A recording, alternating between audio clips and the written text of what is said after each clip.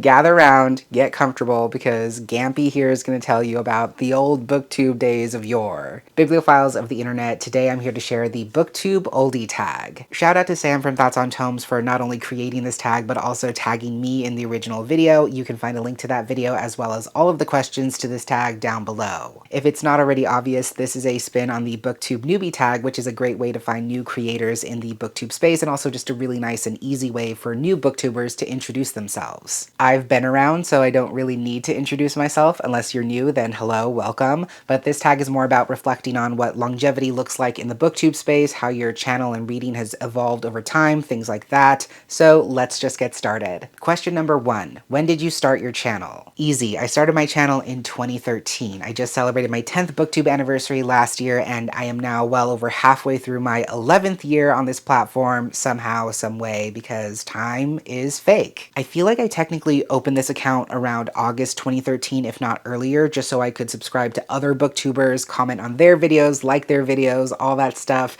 but I started officially making my own content in November 2013. Question 2. What were your staple videos when you started your channel versus now? I feel like a lot of my staple videos starting out were pretty straightforward. I did TBRs, wrap-ups, book reviews, book tags, top 5 Wednesday videos, throwback to those by the way. Funnily enough, I think Sam was actually one of the top 5 Wednesday moderators. Nowadays, I feel like I haven't strayed too far from that. I try to keep it fairly streamlined around here. Monthly wrap-ups are still my main staple videos, I would say, and I try to put some variation into the 2 or 3 videos that come between wrap-ups. Sometimes that's a reading vlog or a recommendations video, a book haul, maybe something topical depending on what time of year it is, and I will still very rarely do standalone review videos as well if I really feel compelled to do so. The landscape of 2024 booktube is incredibly different from 2013 booktube, which I'll come back to in another question shortly, but I've adapted over the years based on what feels true and good for me, and balancing that with what I think or what I hope that people like to see. Question 3. What was your favorite book the year you started your channel versus now? Before I tell you my answers, you have to pinky swear that you're not going to cancel me. I do not like these books or authors anymore. My reading has dramatically evolved over the past 10 plus years, I promise. But like all people starting off in a new online bookish space, you have to go through the basic bitch books before really discovering what you actually like. In 2013, for one of my classes, I wrote this huge thesis paper on dystopian fiction, so I think I actually named Divergent and Ready Player One, possibly also The Handmaid's Tale, as some of my favorite books. These days, rest assured, I would not be caught dead reading, much less recommending any of those books or authors. I think I also named Vicious by V.E. Schwab as one of my favorite books of 2013, and for my 10th booktube anniversary, I actually did a reading vlog where I reread 2 of my favorite books from my early booktube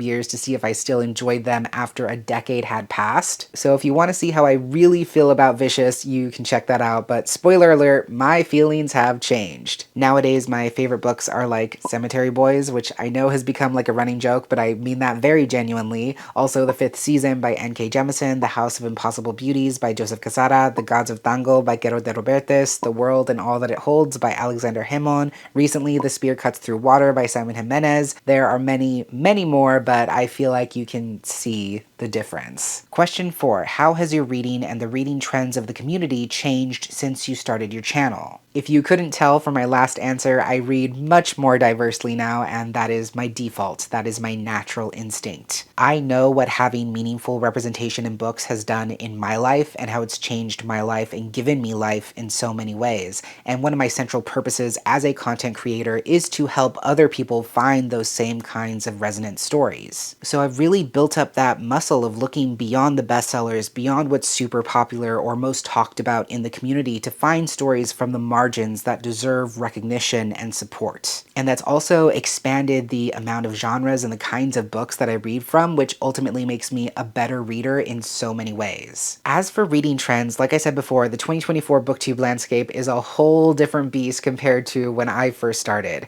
And I think especially the way we read now has really changed the way that we make videos. Back in 2013, brevity was king. The most popular booktubers on this platform kind of set the bar at videos being between 5 to 7 minutes long, and a lot of people even thought that 10 minutes was really pushing it. Now we have reading vlogs or reading sprint videos that are an hour to several hours long. It's not uncommon to see a timestamp for an everyday staple booktube video that's between 30 and 50 minutes, and I think that's great because it took a long time for us to embrace that being able to make long-form content is what makes this platform unique. And I get that very few people watch videos from beginning to end. I know viewership analytics are in the toilet, and it's hard to keep people even engaged in short-form video content that's only a few seconds long. But like I said, not being confined to a certain number of characters or seconds or minutes is what makes YouTube special and BookTube special by extension, because we have the space and the time to bring more nuance to our reviews and discussions. Does that nuance always happen? No.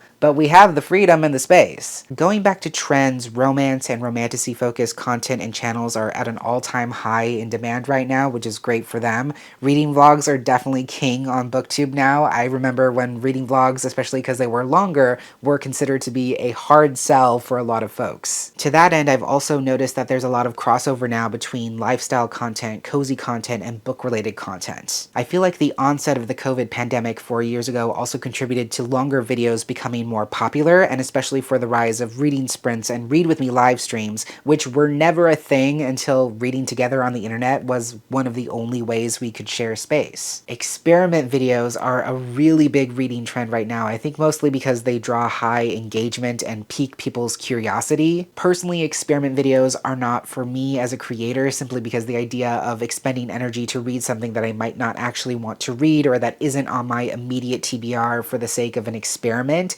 doesn't really vibe with my personal needs and values. Doesn't mean I won't watch them. I think they are entertaining. They're just not something I want to make. Question 5. Is there anything you want to share about your life that has changed since you started your channel? First of all, before I answer this myself, to all of my fellow oldies doing this tag and answering this question, my very loving advice to you is to not tell the internet your entire life story. Please practice internet safety. Some things are just for you and not for the internet, and that's okay. As for me, so much of my life is virtually unrecognizable compared to where I was 10 years, almost 11 years ago at this point. The most obvious thing would be that I have medically transitioned. That's not really something I can hide on video. My voice, my face, my body, my life is measurably different. I also started my channel while I was still in college. I did graduate from college shortly afterwards. I've gone through so many different kinds of jobs you would not believe. I've learned so many things from content creation that have actually helped me professionally and helped me to further my career in some ways. I know so much more about the publishing industry than I did when I first started, especially what it looks like and how it works from the inside, which I think makes me a better content creator and a more informed reviewer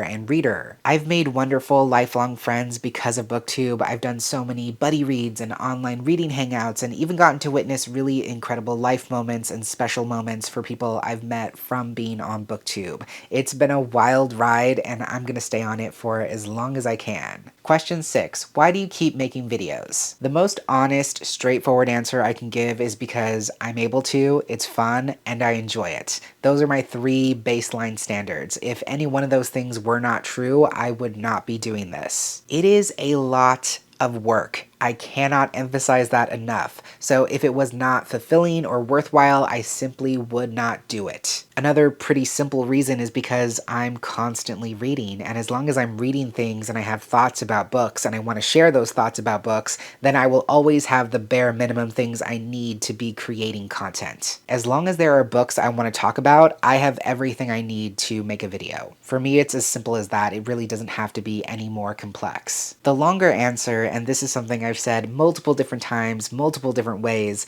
is because I love stories and because I believe in the power of storytelling in such a deep, foundational, fundamental way. And if a single book I've talked about in any of my hundreds of videos, regardless of whether I gave it 5 stars or no stars, has resonated with someone or helped someone to understand their life or the world around them with more clarity than before, then every hour of work that I have toiled behind a camera, behind a computer, is 100% worth it. Books are amazing, they're fun, they can help us escape or drown out the world, they can make us feel, they can make us think, and I believe there's purpose and value in every story that can help us better understand and shape the story of our world and the story of our lives. I want to help people find that for themselves. I want to put the right book in the right reader's hands in the right moment. And being on BookTube, unlike most things in my life, actually gives me that chance. And finally, question 7. What are you excited about / hoping for in the future of BookTube? This might just be the boring answer, but I really hope that BookTube just continues to grow, and in fact, I know that it is. Anyone who tells you that BookTube is dying, BookTube is irrelevant, is lying to you, because there are so many of us doing the work on this platform and sharing about how much we love books. I know so many of the short-form content creators who I follow and enjoy are coming to BookTube or thinking about coming to BookTube, which is a really beautiful thing because there's space for all of us. I also hope that BookTube continues to become a less structured, less algorithm-focused space, if that makes sense. I just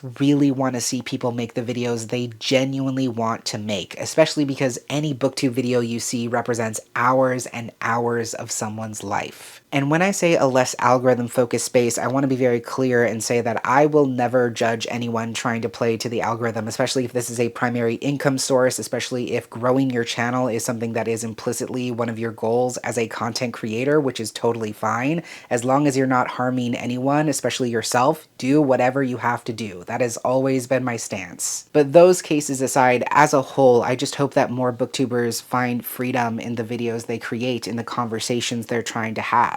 BookTube itself is like a niche within a niche within a niche in the ecosystem that is YouTube. The algorithm is not made for us and the kind of content we make to begin with. The existence and persistence of BookTube is miraculous in and of itself, because as long as people are watching BookTube content, that means that there are people in the world who actively seek out media on YouTube relating to books. In order to find us in the first place, people have to be actively engaged with and looking for book-related content to consume. We don't have to trick people into clicking on our videos. We don't have to be constantly outpacing ourselves and contorting ourselves to try and find the next big trend or catch the next big discourse wave or discover the next kind of high concept video idea that will garner the highest engagement rate. Again, if you want to do those things and you have the energy to do them, that's great. I'm happy for you. But I just hope that more people realize that if you talk about books in whatever form that might take, and people watch your videos, then your BookTube channel is a success. And I guess the real hope behind this hope is that I desperately want booktubers to chase the kinds of content that make them the most excited or feel the most fulfilled, as opposed to what might perform the best. I know exactly how much work and time and energy it takes to be in this space, and I want booktubers to take care of themselves and for BookTube as a whole to be a much more sustainable space, a more accessible space for viewers and creators alike. I don't want us to burn out. I don't want us to flame out. I don't want people to waste unnecessary energy chasing things that don't matter. I want as many of us to be able to do this work on this platform for years and years and years to come. And on a lighter note, just like Sam's been saying, I really hope that book tags make a comeback because they're accessible to make and they're fun to make. I will have to go through my subscription list and see who I want to tag for this, but I will leave handles for everyone I tag in the description box. If you consider yourself to be a BookTube oldie, please feel free to do this tag yourself and tag me in your video, and in the comments I would love to hear about the changes that you've noticed and that you would also like to see in the BookTube space. But that is everything for today. Thank you so much for watching, and until next time, educate yourself, be kind to yourself, take care of yourself and others, and I will catch you on the flip side of the page.